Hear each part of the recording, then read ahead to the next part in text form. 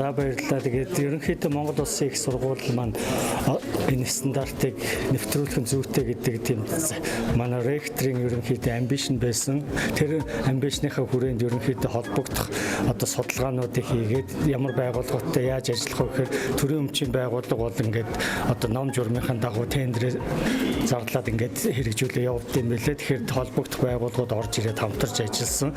Хамгийн эхлээд бид нэр ерөнхийдөө нөхцөл байдлын том судалгаа хийсэн. Тэр судалгааныхаа үр дүнд одоо тэрийг яг энэ салбарт бол нэг gap audit гэдэг байгаа шүү дээ. Тэр gap audit хийсний үр дүнд тэндээс ямар үр дүн гарсан бэ гэхээр ер нь бол та нар зөвлөх үйлчилгээ аваад хэрэгжүүлэх юм бол одоо ингэж гол зорилт болгоод байгаа, зорилго тавиад байгаа энэ нэг жилдээ бол бүрэн боломжтой юм байна гэхээр бид бол хамт шамлаад орсон байгаа.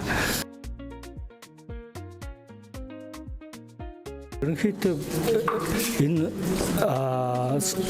одоо энэ стандартыг хэрэгжүүлэхэд бол ерөнхийдөө хамгийн эхлээд маш том одоо далаацтайгаар эрсдлээ үнэлэх ёстой тийм. Тэгэхээр эрсдлээ үнэлэхийн тулд бид нар ерөнхийдөө бидэнд ер нь ямар эрсдлүүд байна, одоо энэтэй холбоотой яг байгууллагын соёл маань яг ямар байгаад байна, энд одоо эерэг байна уу, сүрэг байна уу гэдэг талаас нь маш олон төрлийн судалгаануудыг одоо эхлээд авсан. Макро түвшинч болон микро түвшинд аль талаас нь судалгаануудыг авсан.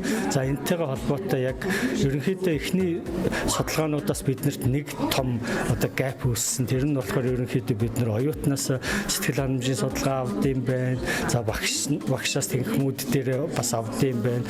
Гэтэл одоо тэнд гол одоо арыг дааж байгаа ажилтан албаа хаагчнаас авах судалгаа авдаггүй юм уу эсвэл маш цөөн хүрээнд авдсан юм байна гэсэн тийм зүйлүүд ажиглагдсан. Тэгэнгүүт энэ дээр бид нэр ерөнхийдөө Монгол Улсын их сургуулийн хэмжээний том одоо судалгаа авсан. Тийм. Одоо сэтгэл ханамжийн судалгаа авсан. Энэ сэтгэл ханамжийн судалгаан дээр тулгуурлаад энэ сэтгэл ханамжийн судалгаа нь бол одоо эрсдлээ үнэлэхэд хамгийн гол тулгуур үйлсэлсэн гэж хэлж байна.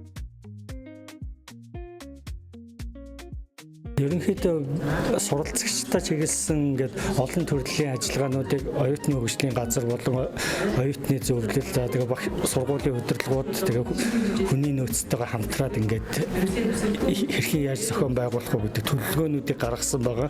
Тэгээ ерөнхийдөө эндээс онцлоод бол өнөөдрийн ихтгэл дээр бий болохоор ерөн одоо тусгай хэрэгцээт одоо суралцагчтай холбоотой ихтгэлийг бол одоо онцлог тавьсан байгаа. Тэгэхээр ерөнхийдөө энэ нь бол манай дээр ажиллаж исэн бүх одоо зөвлөх үйлчилгээний байгууллагууд энэ бол танад үнэхээр best practice байна гэж үзсэн учраас энийг бид нэр улам цааш нь одоо Монгол Улсын хэмжээнд бүр тэм жишг болгож хөгжүүлэх тал дээр төлөвлөгөөнүүд гаргаад ажиллаж байгаа.